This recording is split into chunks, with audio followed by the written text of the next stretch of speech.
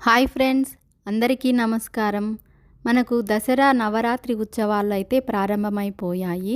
అమ్మవారు నిజంగానే చల్లని తల్లి. ముల్లోకాలకు మూలమైన లక్ష్మి, సరస్వతి, పార్వతీదేవులకే మూలమైన తల్లి.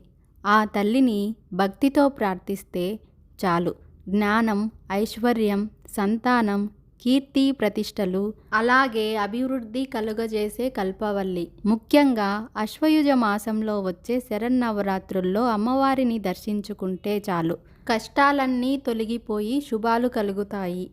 ఈ క్రమంలో దేవీ నవరాత్రుల వేళ అమ్మవారికి ఏ రోజు ఎలాంటి ప్రసాదాలు, నైవేద్యాలు సమర్పిస్తారో తెలుసుకుందాము.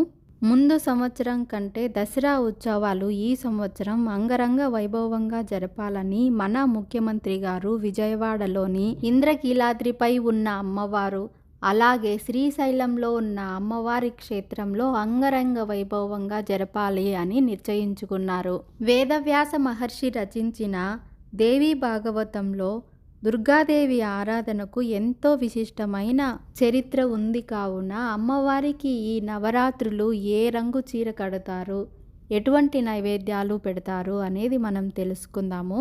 మొదటి రోజు శ్రీ బాలా త్రిపుర సుందరి దేవి అలంకారంలో అమ్మ మనకి దర్శనమిస్తుంది. ఈ రూపంలో త్రిమూర్తులైన బ్రహ్మ, విష్ణు, మహేశ్వరులను శాసించే శక్తిగా భావిస్తారు. అమ్మవారు 16 ఏళ్ల బాలికగా తెల్లని వస్త్రాలలో మనకు దర్శనమిస్తుంది. ఈ రూపంలో అమ్మవారి చేతిలో పుస్తకం, రుద్రాక్షమాల, అభయముద్ర, జ్ఞానముద్ర వంటివి ఉంటాయి. ఇవి జ్ఞానానికి, అభయానికి ప్రతీకలుగా భావిస్తారు. అమ్మవారికి ఈరోజు పులిహోరను ప్రసాదంగా సమర్పిస్తారు. రెండవ రోజు గాయత్రీదేవి అలంకరణలో అమ్మ మనకి దర్శనమిస్తుంది.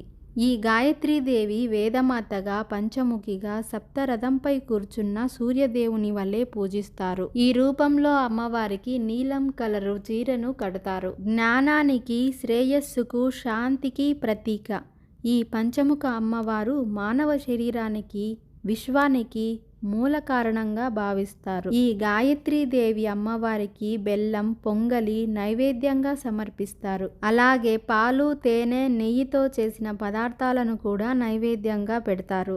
ఇకపోతే మూడవ అవతారం శ్రీ అన్నపూర్ణాదేవి అలంకారం. దసరా నవరాత్రుల్లో శ్రీ అన్నపూర్ణాదేవిని అలంకరించి ఆరాధిస్తారు. అమ్మవారు ఈ రోజున పసుపు కలర్ చీరలో దర్శనమిస్తారు. అన్నపూర్ణాదేవి అంటేనే ఆహారం ఇచ్చే తల్లి. అమ్మవారు ఈ రూపంలో శక్తి, సంపద, ఆహారానికి ప్రతీక. అన్నపూర్ణాదేవిగా అమ్మవారిని కొలవడం ద్వారా ఆకలి, పేదరికం, దుఃఖం తొలగిపోతాయని భక్తుల నమ్మకం. అన్నపూర్ణాదేవికి కొబ్బరి అన్నం నైవేద్యంగా సమర్పిస్తారు. అలాగే అన్నం, నెయ్యి, కూరగాయలతో తయారు చేసిన ఏ భోజనమైనా కూడా నైవేద్యంగా సమర్పిస్తారు. నాలుగవ రోజు శ్రీ లలితా త్రిపుర సుందరి దేవి అలంకారంలో అమ్మవారు మనకు దర్శనమిస్తుంది. లలితా త్రిపుర సుందరి దేవిగా అమ్మవారు చిలకపచ్చ చీరలో, లేకపోతే ఆకుపచ్చ చీరలో మనకు దర్శనమిస్తారు.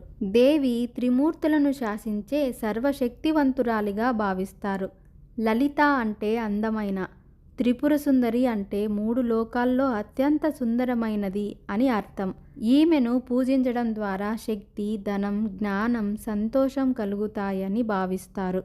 ఈ అమ్మవారికి దద్దోజనం నైవేద్యంగా సమర్పిస్తారు. అలాగే పాయసం, లడ్డూలు, గారెలు, బెల్లం, పొంగలి, పులిహోర, వడపప్పు వంటివి కూడా నైవేద్యంగా పెడతారు. ఐదవ రోజు మహాచండీ అలంకారంలో అమ్మవారు మనకు దర్శనమిస్తుంది.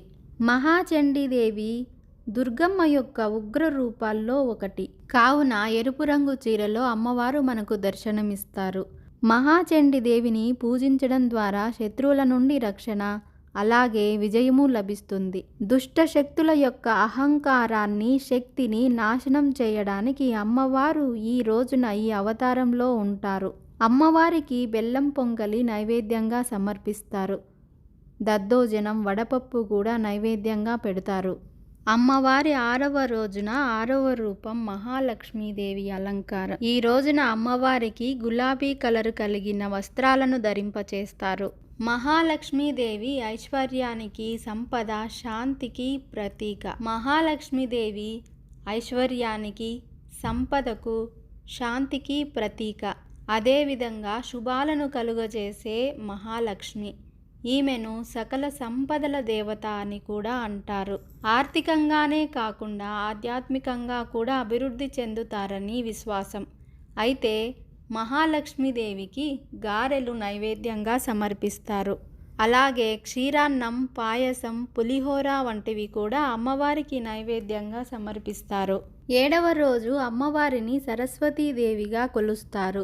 సరస్వతీదేవి జ్ఞానానికి, విద్యకు, సంగీతానికి, కళలకు ఆదిదేవతగా భావిస్తారు. కాబట్టి అమ్మవారిని తెలుపు వర్ణం కలిగిన పట్టు చీరలో అలంకరిస్తారు. సరస్వతీదేవిగా ఉన్న అమ్మవారిని శారద, వాగ్దేవి, శారదాంబ, భారతి, వాణి వంటి అనేక రూపాల్లో పూజిస్తారు.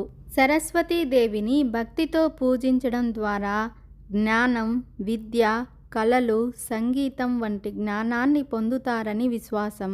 సరస్వతీదేవి యొక్క నక్షత్రం మూలా నక్షత్రం.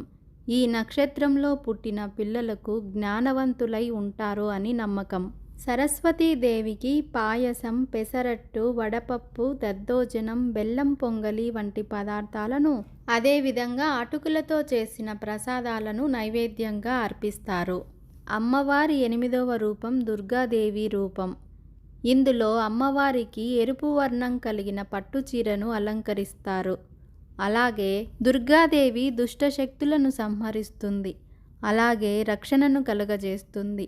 అమ్మవారిని కొలిచినట్లయితే ధైర్యాన్ని, సాహసాన్ని, సమస్యలను ఎదుర్కొనే శక్తిని వరంగా ఇస్తుంది. అదేవిధంగా ఐశ్వర్యం, జ్ఞానం, శాంతి, ధనం, సంతానం వంటి శక్తులను కూడా ప్రసాదిస్తుంది. ఈ రూపంలో అమ్మవారికి కదంబం నైవేద్యంగా సమర్పించడం ఒక సంప్రదాయం.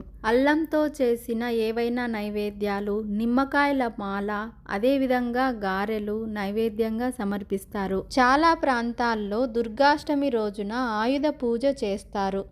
ఆయుధాలను దుర్గాదేవి శక్తికి ప్రతీకగా భావిస్తారు. అదేవిధంగా దుర్గాదేవిని కుమారిగా భావించి కన్యా పూజ కూడా చేస్తారు. శరన్నవరాత్రుల్లో అమ్మవారి 9వ రూపం మహిషాసురమర్దిని. 9వ రూపంలో కూడా అమ్మవారిని ఎరుపు వర్ణం పట్టు చీరలో అలంకరిస్తారు. మహిషాసురమర్దిని దేవి దుర్గాదేవి యొక్క మరొక రూపం. ఈమె మహిషాసురుడనే రాక్షసుణ్ణి సంహరిస్తుంది. అలాగే లోకాలను రక్షిస్తుంది. అమ్మవారు దుష్టశక్తులను, అహంకారాన్ని, భయాన్ని, దుఃఖాన్ని, పేదరికాన్ని నాశనం చేస్తుందని విశ్వాసం.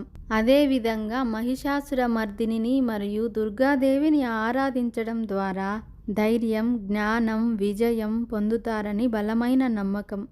ఈ రూపంలో అమ్మవారికి చలివిడి, వడపప్పు నైవేద్యంగా పెడతారు. ఇంకా పాయసం, పులిహోర, దద్దోజనం వంటి వాటిని కూడా నైవేద్యంగా పెడతారు. చింతపండు పులిహోర ప్రత్యేకంగా పెడతారు. అమ్మవారి 10వ రోజు అలంకారం రాజరాజేశ్వరీ దేవి. రాజరాజేశ్వరీ దేవిని జగన్మాతగా, బ్రహ్మాండాలకు అధినేత్రిగా భావిస్తారు. ఈమెను పూజించడం ద్వారా జ్ఞానం, శక్తి, ధనం, సంతోషం, సంతానం కలుగుతాయని విశ్వాసం. అమ్మవారిని ఈరోజు ఆకుపచ్చ కలర్లో ఉన్న పట్టు చీరని అలంకరిస్తారు.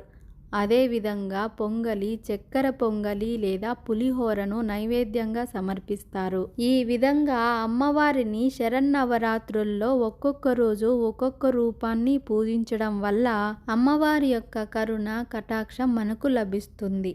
అటు తర్వాత 10వ రోజు శ్రీ రాజరాజేశ్వరీ దేవిగా అమ్మవారిని బంధుమిత్రులతో కలిసి పండుగ చేసుకోవడమే. ఈ విధంగా 10వ రోజు మీరు కూడా బంధువులు, మిత్రులతో కలిసి దసరాని బాగా సెలబ్రేట్ చేసుకొని అమ్మవారి కరుణా కటాక్షాలకు మీరు కూడా పాత్రులు కండి.